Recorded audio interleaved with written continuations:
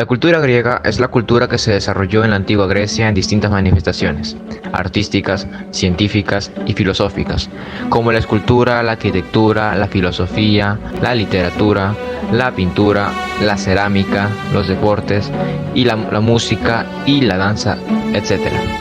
Abarca un periodo extenso antes del tiempo entre 1200 a.C.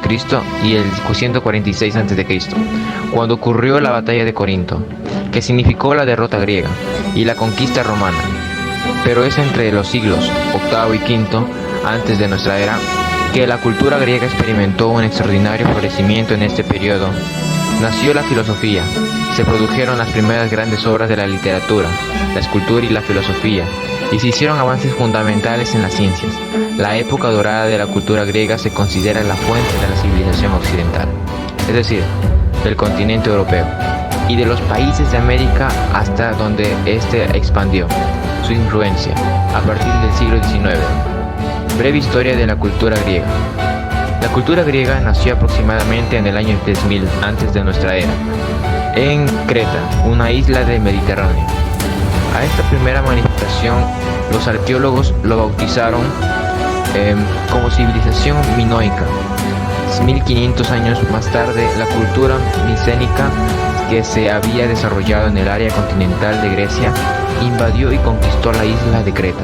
La conquista persa en el año 1500 antes de nuestra era era el imperio persa, dirigido por Darío. Conquistó algunas de las ciudades-estado griegas. Una de ellas, Mileto, se rebeló contra los invasores y con la ayuda de las Atenas, que invadió 20 barcos de guerra, les plantó la batalla a los persas. La rebelión, sin embargo, fue derrotada, el triunfo al Maratón y Salamina. La liberación griega del yugo persa tendría lugar a través de las dos batallas más importantes en la historia de Occidente, la batalla de Maratón y la de Salamina. Maratón es el nombre de una localidad al noroeste de la zona continental griega. Allí las ciudades-estado griegas, liberadas por Atenas 10 años después de la fallida revuelta de Mileto, se enfrentaron nuevamente a los persas y los expulsaron del territorio griego por Jerjes, el sucesor de Darío, que se propuso a tomar venganza contra los griegos y organizó una enorme armada en el 480. Jerjes y su flota entre el Mediterráneo para reconquistar Grecia. Sin embargo, a las ciudades y estados griegas, dirigidas tanto por el poderío militar de Esparta como por el liderazgo político de Atenas, se les hicieron frente y los vencieron. Ese mismo año, en las aguas de Salamina, una isla en el mar Egeo, fue la derrota definitiva para los persas y la conquista de la libertad para los griegos. El resultado de la batalla de Salamina aseguró la subsistencia de la cultura occidental. Alejandro Magno, 142 años más tarde, en el 338 antes de nuestra era, Grecia sufrió una nueva invasión, pero ya no desde el oriente, sino desde sus vecinos del norte, los macedonios, liderados por su rey Filipo II, hijo de Filipo.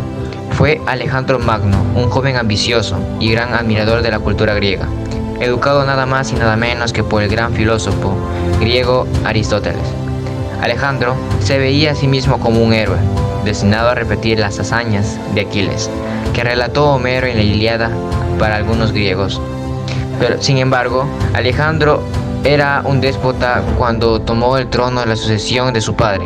La ciudad griega de Tebas se lanzó en rebelión a la respuesta del nuevo soberano. Fue reducirla a escombros, asesinando miles y sometiendo a esclavitud a otros tantos.